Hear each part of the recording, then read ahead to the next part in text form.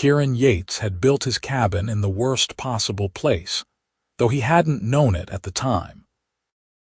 The land agent in the distant settlement had sold him 20 acres bordering what he'd called pristine wilderness, neglecting to mention that the pristine wilderness was actually disputed territory between 3 orc clans, and that the creek running through Kieran's property was the only reliable water source for miles. By the time Kieran realized his mistake, he'd already cleared 2 acres, planted a garden, and constructed a sturdy log cabin with his own scarred hands.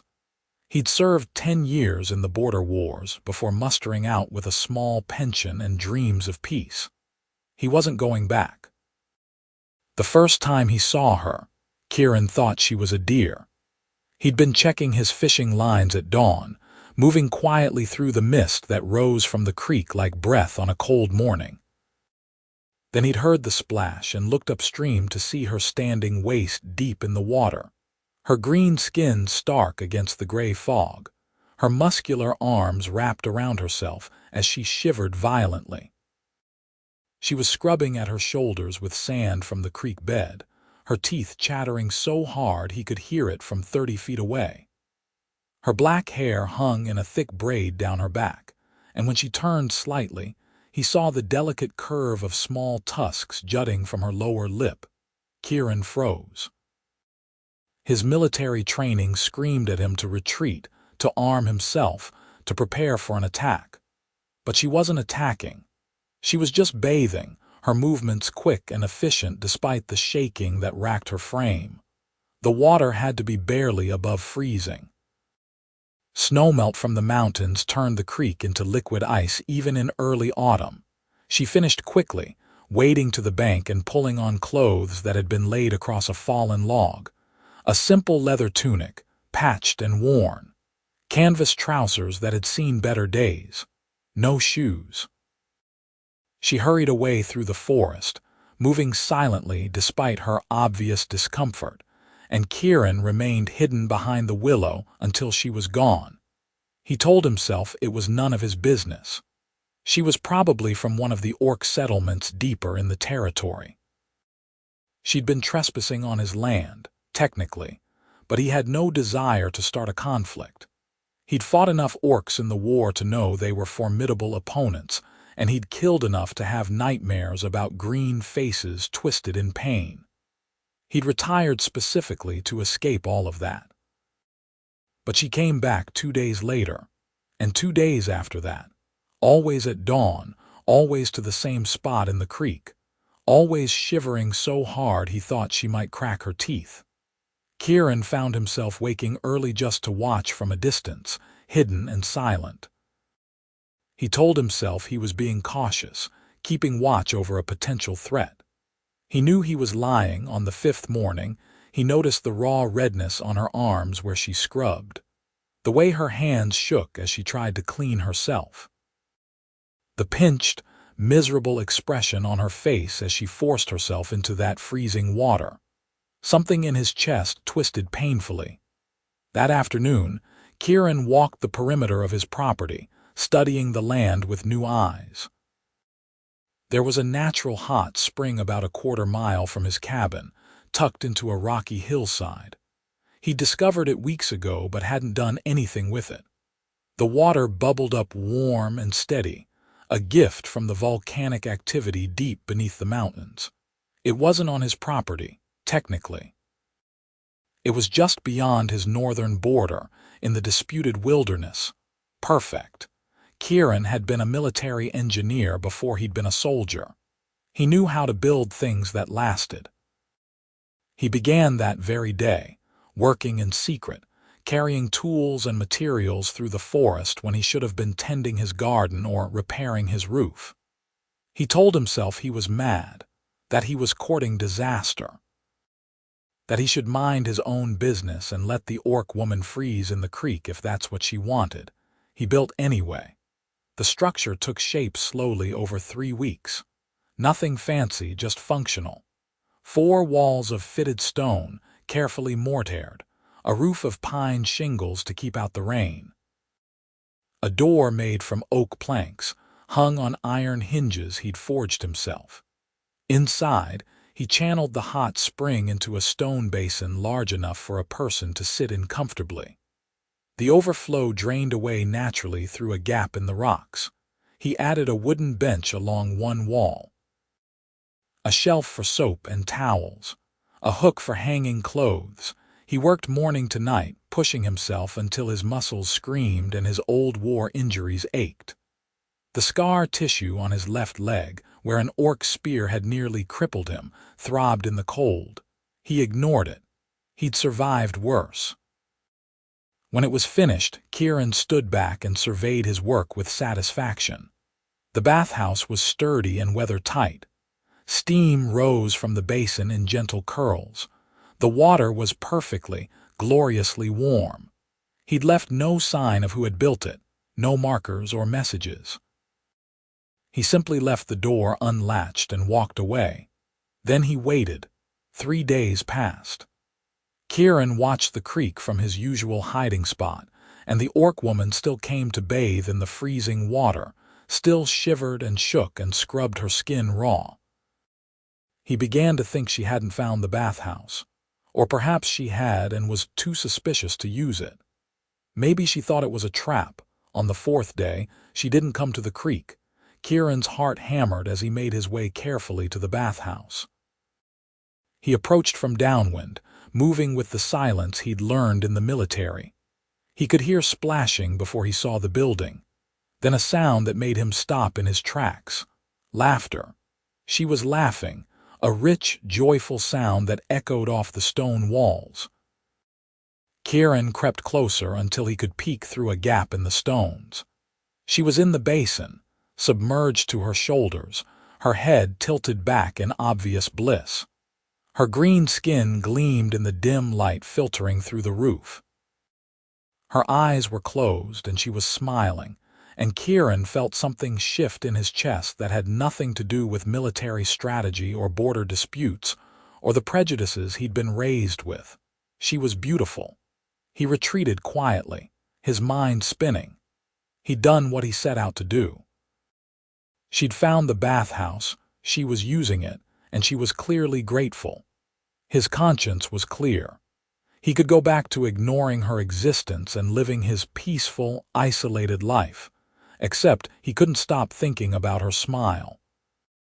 Over the following weeks, Kieran found excuses to check on the bathhouse.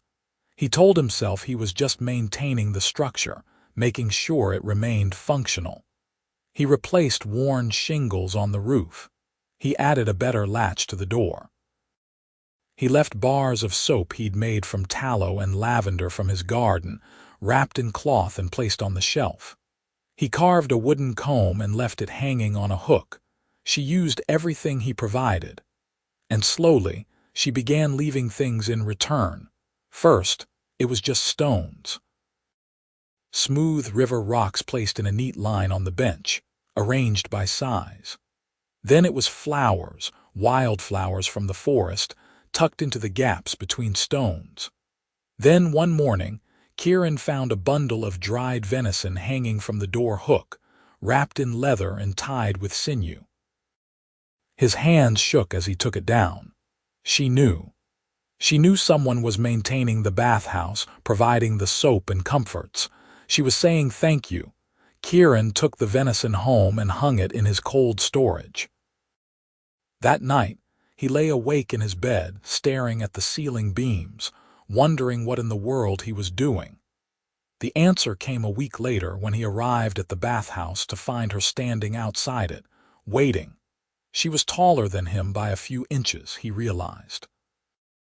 Broad-shouldered and strong, with the build of someone who worked hard for survival. Her green skin had a healthy glow now that she'd been bathing regularly in warm water. Her eyes were golden, bright and intelligent, and they were fixed on him with an intensity that made his breath catch. "You built this," she said, not a question. Her voice was deeper than he'd expected, with a slight accent that added a musical quality to her words. Kieran swallowed hard. Yes. Why, he could have lied. Should have lied, probably. Instead, he said, because you were cold. She stared at him for a long moment. Her expression was unreadable. Then she said, I am Brenna Stonemantle.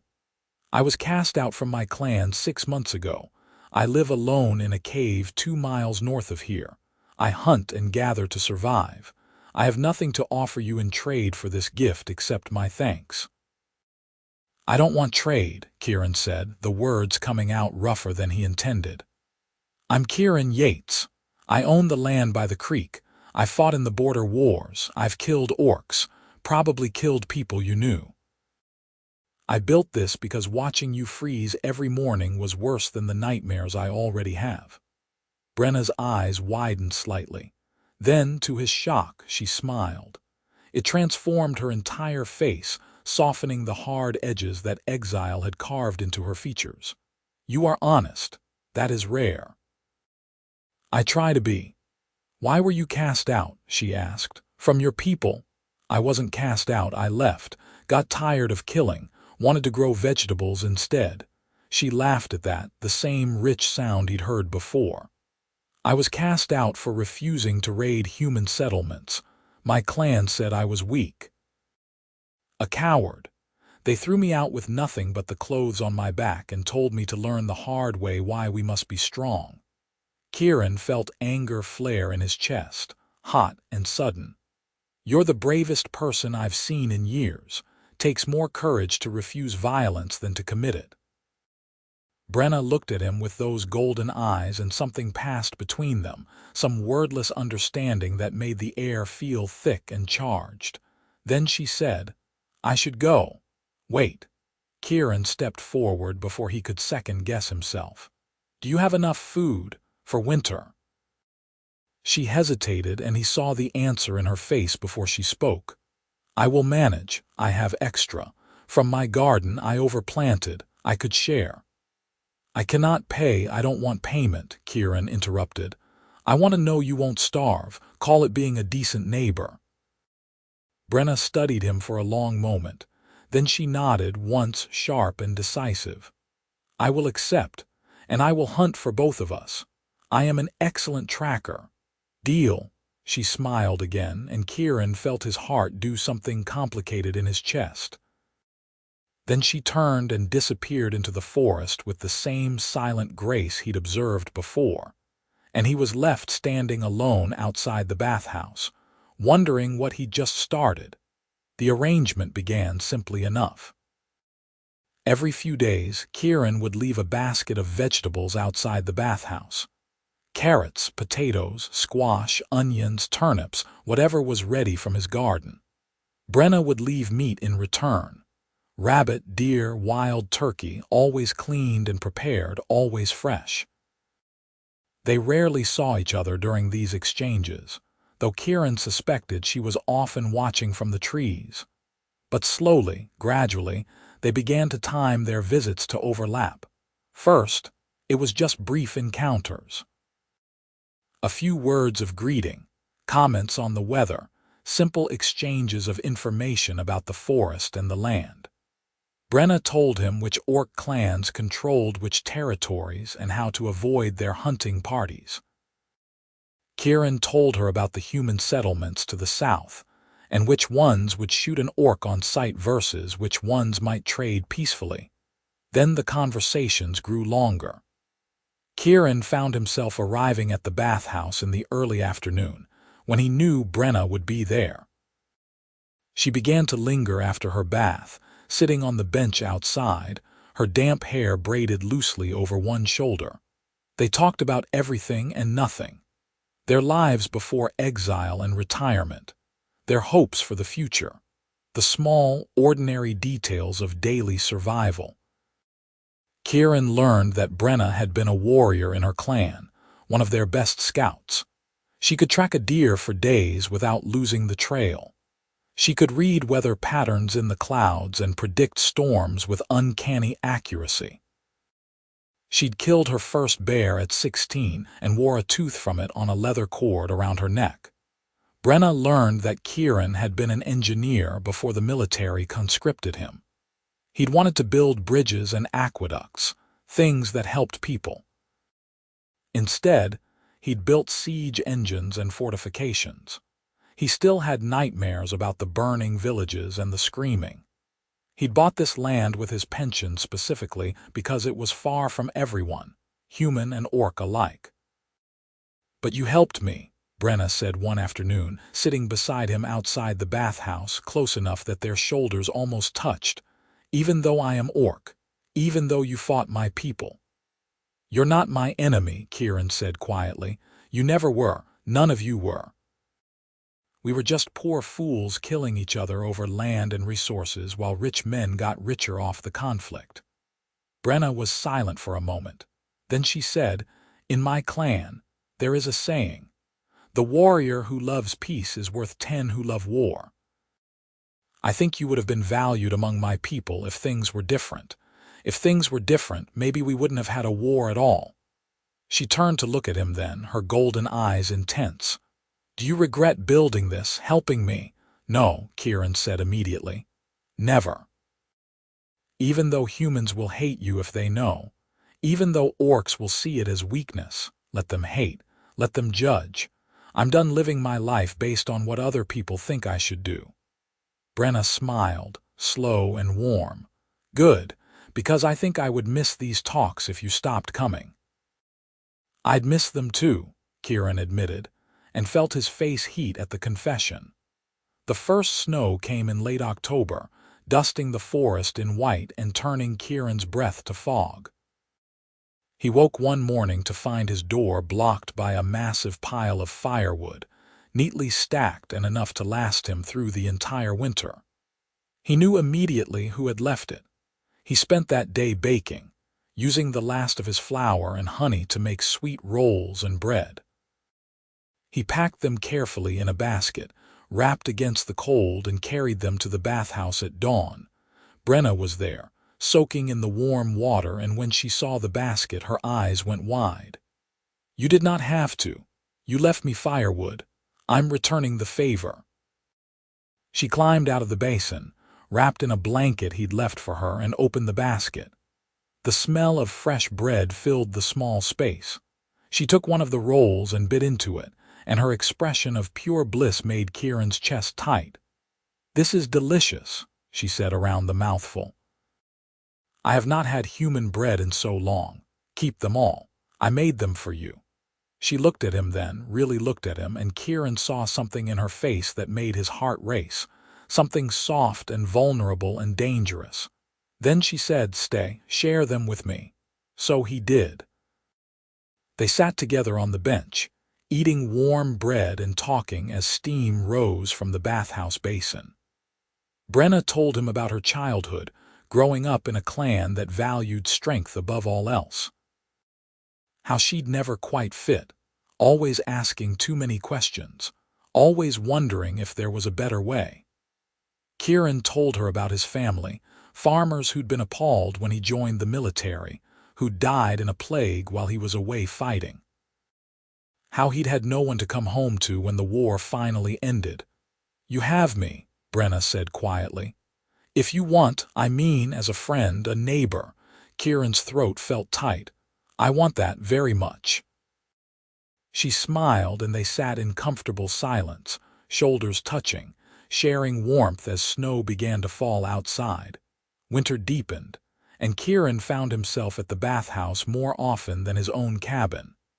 He brought tools and made improvements, better insulation for the walls, a second basin for washing clothes, a small fireplace in the corner for additional warmth. Brenna brought furs and blankets to make the space more comfortable. She carved decorations into the wooden bench, intricate patterns that spoke of orc artistry and patience. They were building something together, Kieran realized. A shared space that belonged to neither of them individually, but to both of them together.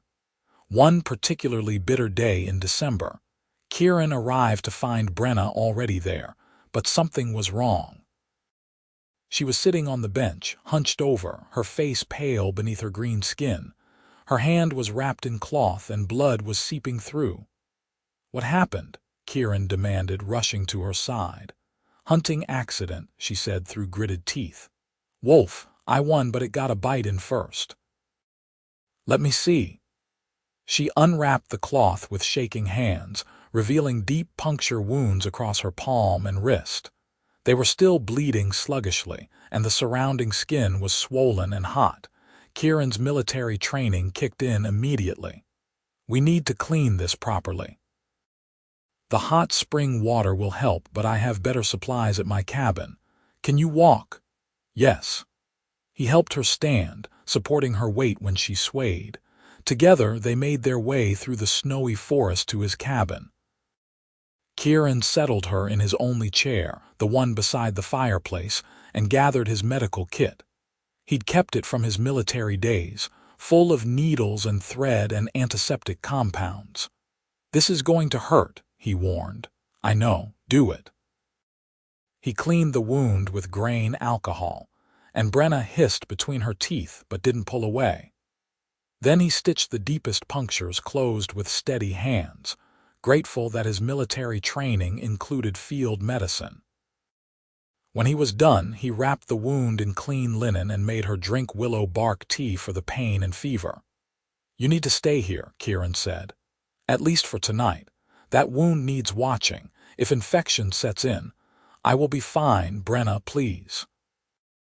He heard the desperation in his own voice. Just let me make sure you are all right. I'll sleep on the floor, you can have the bed, but please do not go back to that cave tonight. She looked at him for a long moment, her golden eyes searching his face. Then she nodded. All right.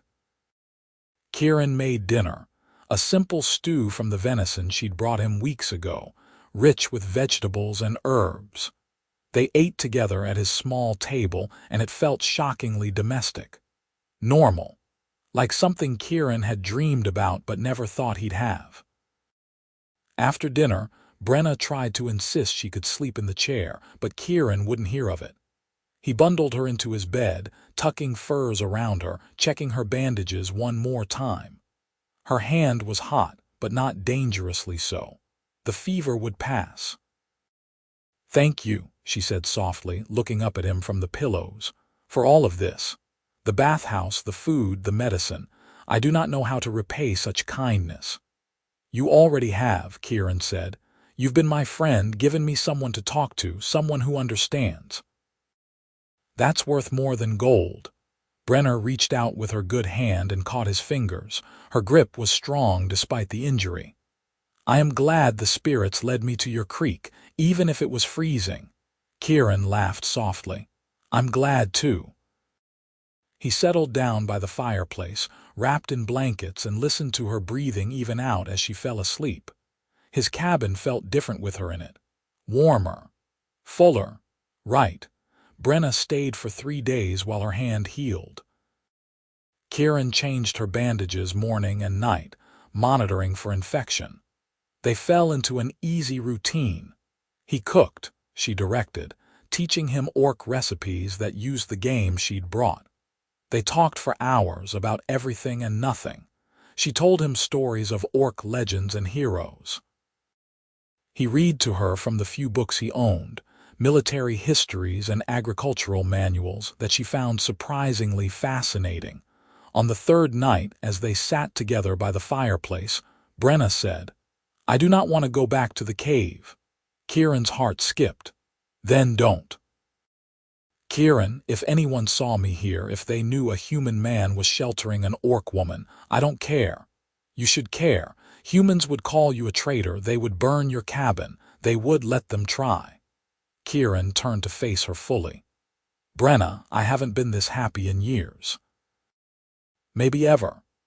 These past few days, having you here, talking with you, sharing meals, it has been the best thing that has happened to me since I came to this cursed frontier. I built you that bathhouse because I couldn't stand watching you suffer. But I'll build you a whole house if it means you will stay. Brenna stared at him, her golden eyes wide. You do not mean that. I absolutely mean it. Stay live here. We'll expand the cabin.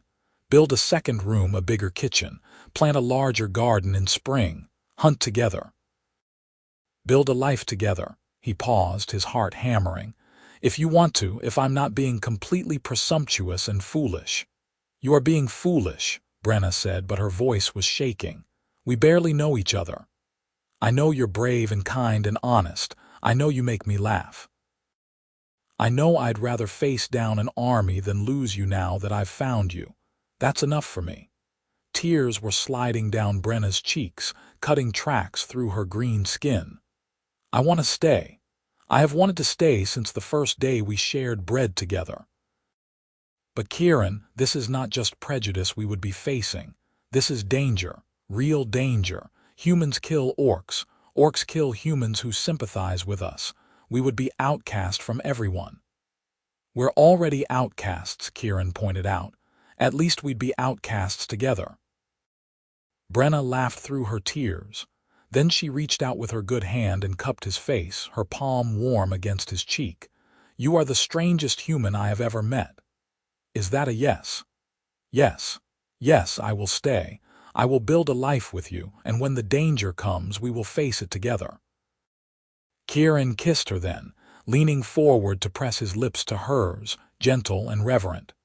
She tasted like the tea he'd made her, sweet and slightly bitter. Her tusks pressed against his mouth, unfamiliar but not unpleasant. She kissed him back with a fierceness that stole his breath, her hands sliding into his hair, pulling him closer.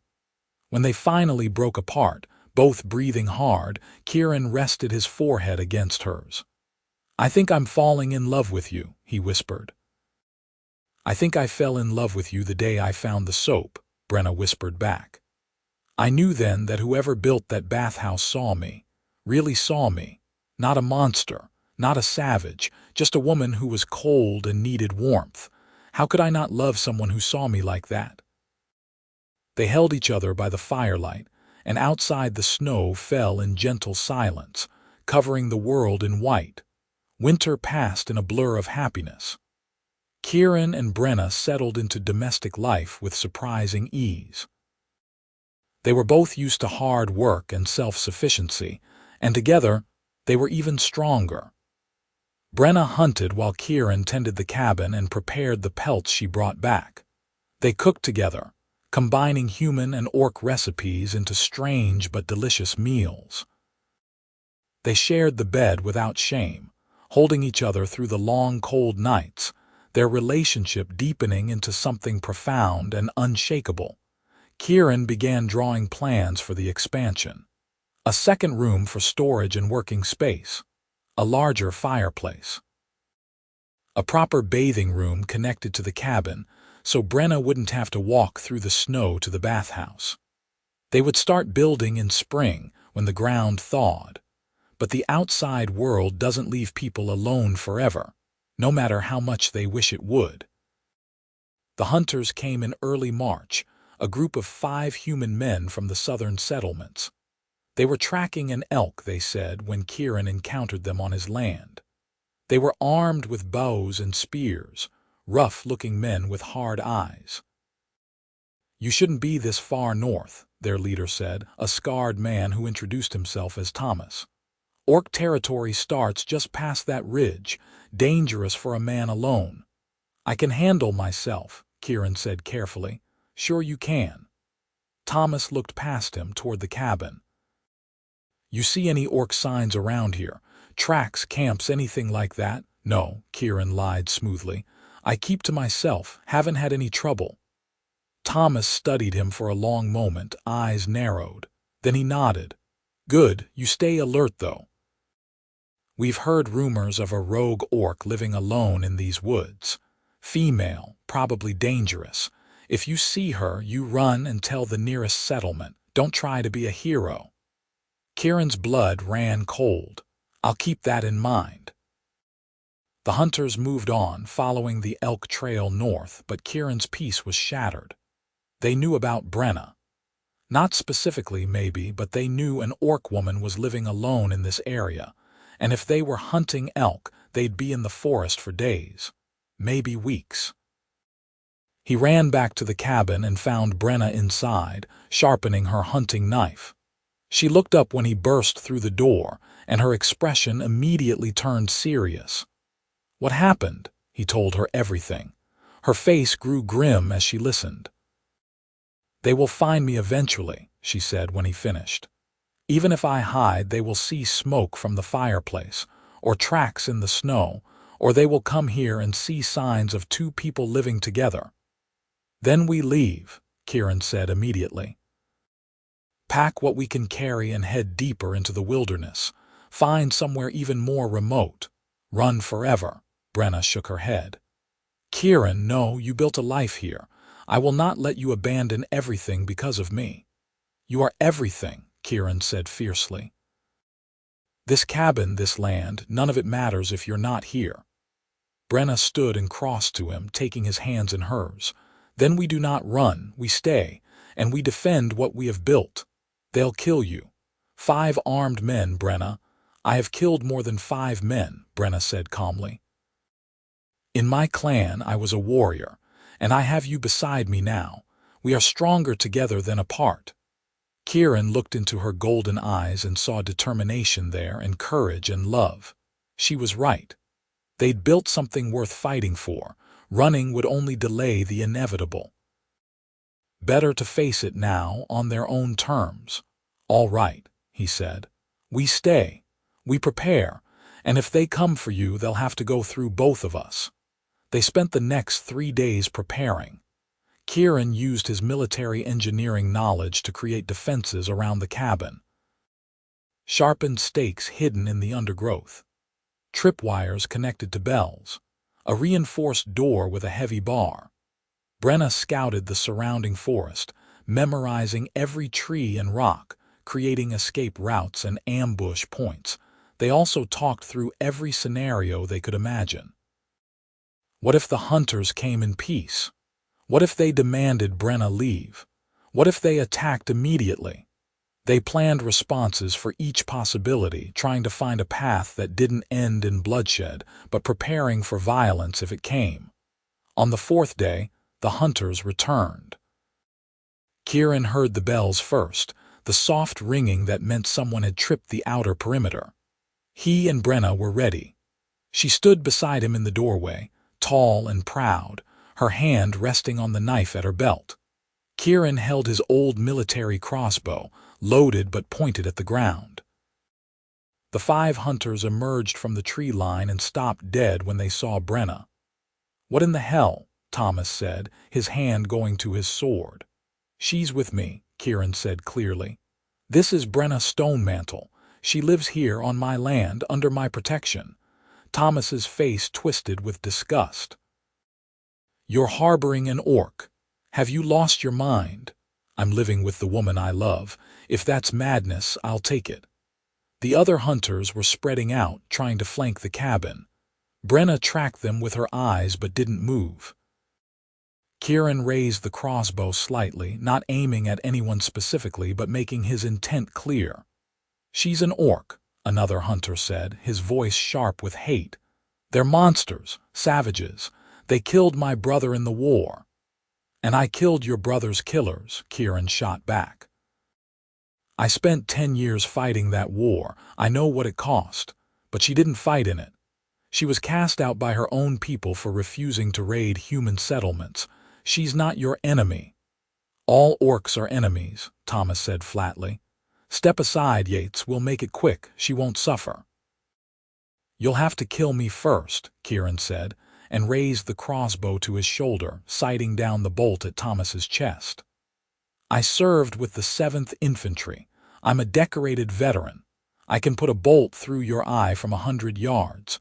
You really want to do this?" The hunters hesitated.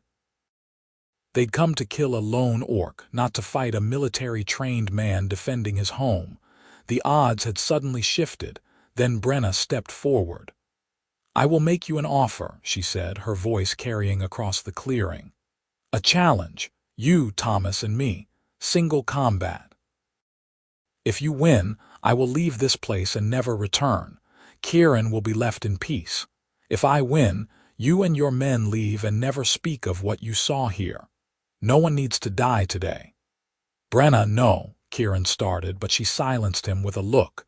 Thomas considered, his hand on his sword hilt.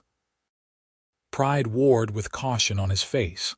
Finally, pride won. "All right, single combat, swords, fight to yield or death." "To yield," Brenna said firmly. "I will not kill you unless I have no choice." They moved to the cleared ground in front of the cabin. Thomas drew his sword, a standard military blade, well-maintained but unremarkable. Brenna drew her knife, a wicked-looking weapon with a foot-long blade and a short axe from her belt. Mismatched weapons, but in her hands they looked deadly. Kieran wanted to stop this, to find another way, but he knew Brenna. She'd made her choice. He could only honor it and be ready to intervene if things went wrong. Thomas attacked first, a straightforward lunge meant to use his reach advantage. Brenna sidestepped with fluid grace and struck with the axe, not at Thomas but at his sword, knocking it aside. She could have followed up with the knife, could have ended it right there, but she didn't. She was proving a point. They circled each other, and Kieran saw Thomas's confidence starting to waver. Brenna moved like water, like shadow, every motion economical and precise. She was faster than Thomas, stronger and infinitely more skilled. It wasn't even close. Thomas lunged again, desperation making him sloppy. Brenna deflected the sword with her axe, spun inside his guard, and put her knife to his throat. She could have killed him. Instead, she held perfectly still and said, "Yield." Thomas stood frozen, the knife pressed against his jugular, Brenna's golden eyes boring into his. Seconds ticked by. Then finally, he dropped his sword. "I yield." Brenna stepped back immediately, lowering her weapons. Thomas stumbled away, his face red with shame and anger. The other hunters moved to support him, but their eyes were on Brenna now with something that might have been respect. "We had a deal," Brenna said calmly. "You leave.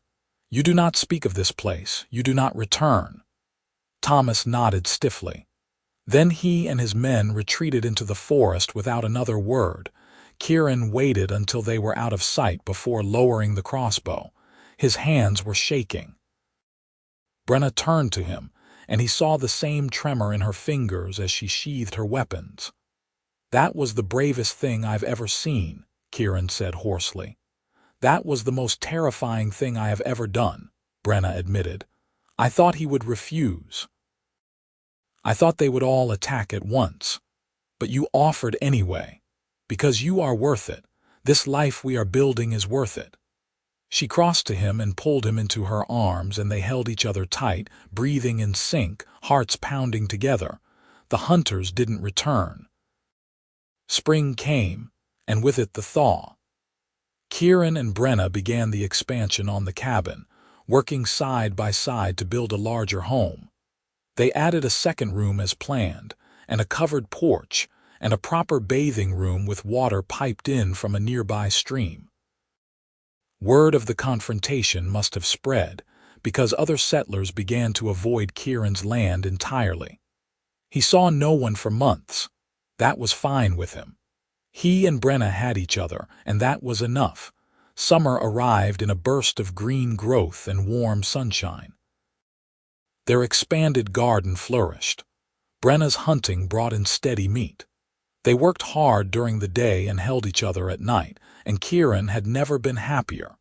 One evening in late July, as they sat together on their new porch watching the sunset, Kieran said, "Marry me." Brenna turned to him, startled. "What, marry me? I know we can't go to a human settlement for a ceremony, and I don't know the orc traditions, but we can make our own tradition. Here, on this land we've built together.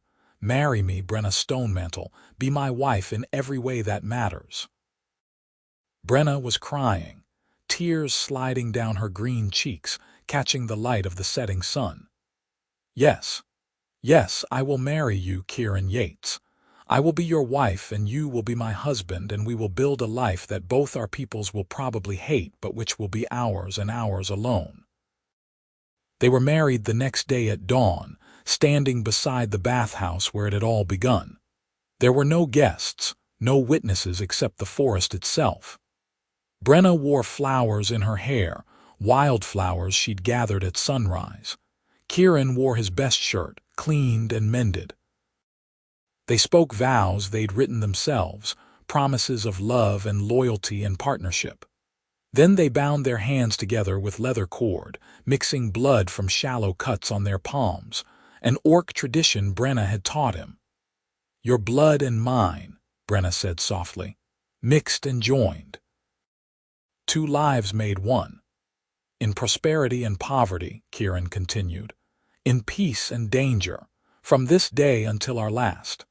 They kissed as husband and wife, and the forest around them seemed to sigh with approval, leaves rustling in a gentle breeze. They spent their wedding day working on the cabin, because that was who they were, practical people who showed love through action. But that evening, Kieran surprised Brenna by presenting her with a gift he'd been working on in secret for weeks. It was a new door for the bathhouse, carved with intricate designs.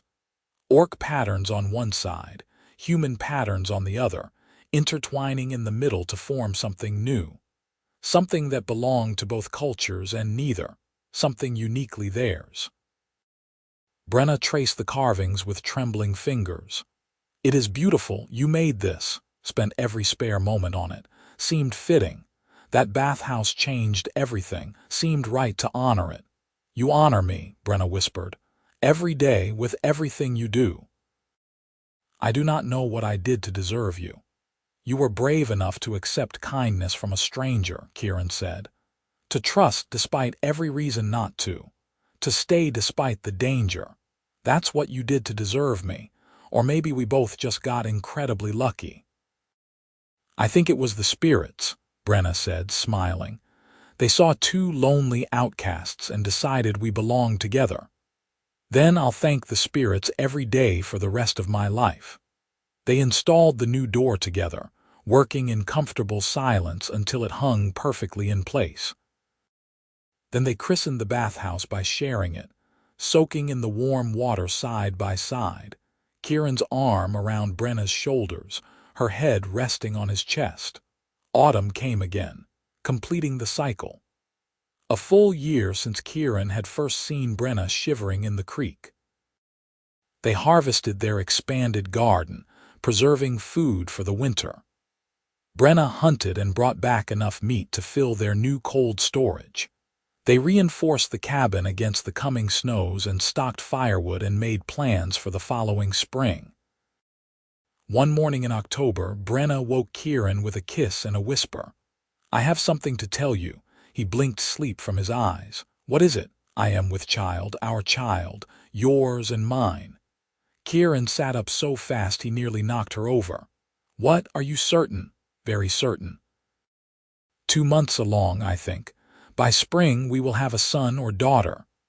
Kieran pulled her into his arms, holding her tight, his heart so full he thought it might burst. A baby. Their baby. Half human, half orc. A living symbol of the love they'd built from nothing but kindness and trust.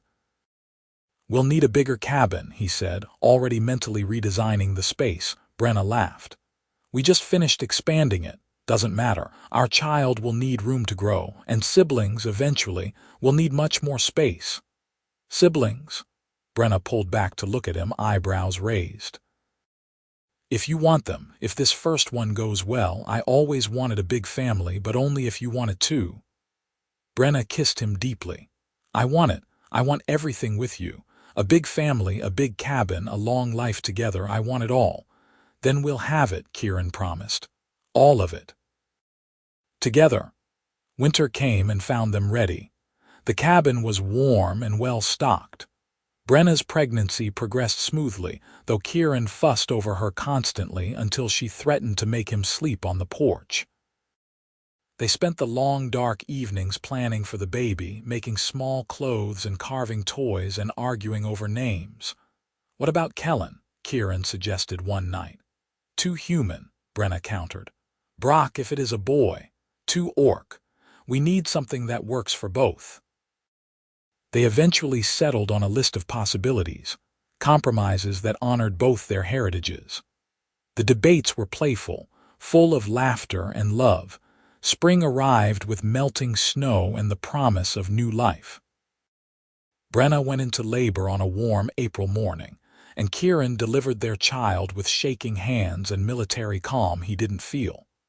It was a girl, tiny and perfect, with green skin slightly lighter than her mother's and no tusks yet, though Brenna assured him they'd come in later.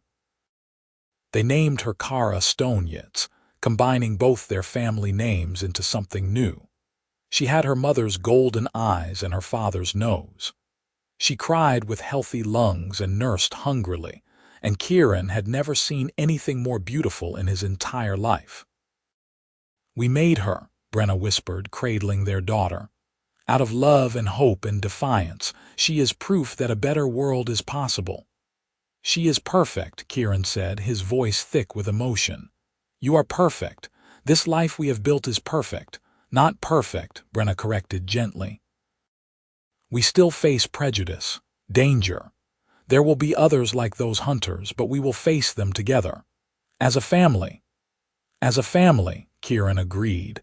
That summer they built an addition onto the cabin specifically for Kara. A nursery with windows facing the morning sun and shelves for toys, and a crib Kieran had spent months carving with the same intricate designs as the bathhouse door. Orc and human patterns intertwined, creating something new and beautiful. On a warm evening in June, Kieran and Brenna stood on their porch, watching the sunset while Kara slept peacefully inside. Kieran had his arm around his wife's waist, and she leaned into him with comfortable familiarity. "You remember when I first saw you in the creek?" Kieran asked softly. "I remember," Brenna said. "I was so cold, so alone, I thought I would die in that cave before the winter ended. And I couldn't stop thinking about you, this strange, brave woman who shivered in freezing water every morning because she had no other choice." "You gave me a choice," Brenna said. "You gave me warmth and kindness when I expected nothing but hatred. You saw me as a person when the world saw a monster. How could I not love you for that?" "I saw what was really there," Kieran said. "Strength and grace and dignity. I just built a bathhouse. You did all the hard work of trusting me." Brenna turned to face him, her golden eyes luminous in the fading light. "We did it together. Everything we have, we built together. The bathhouse, this cabin, our daughter, our life. Together." "Together," Kieran agreed and kissed her as the sun set behind them, painting the sky in shades of gold and rose. Inside the cabin, their daughter slept peacefully, safe and warm and loved. Outside, the forest stretched in all directions, wild and dangerous and beautiful. And in between, in a small cabin built with scarred hands and defended with fierce courage, a human man and an orc woman had created something the world said was impossible. They had created a home, a family, a future. And it had all started with simple kindness, a warm bathhouse built in secret, and the courage to offer love where others saw only difference. Years would pass. Kara would grow strong and smart, learning to hunt from her mother and build from her father. More children would follow, each one a bridge between two worlds. The cabin would expand again and again, becoming a homestead, then a small farmstead. Other outcasts would find their way there eventually, humans and orcs who wanted something different than endless war. A small community would grow, hidden deep in the wilderness, a place where species didn't matter and love was the only currency that counted. But all of that was still to come. For now, on this perfect evening, Kieran and Brenna stood together and watched the stars emerge one by one in the darkening sky. They had each other. They had their daughter. They had a life worth living and worth fighting for. And in the morning they would wake and do it all again, building their future day by day, choice by choice, act of love by act of love, together. Always together.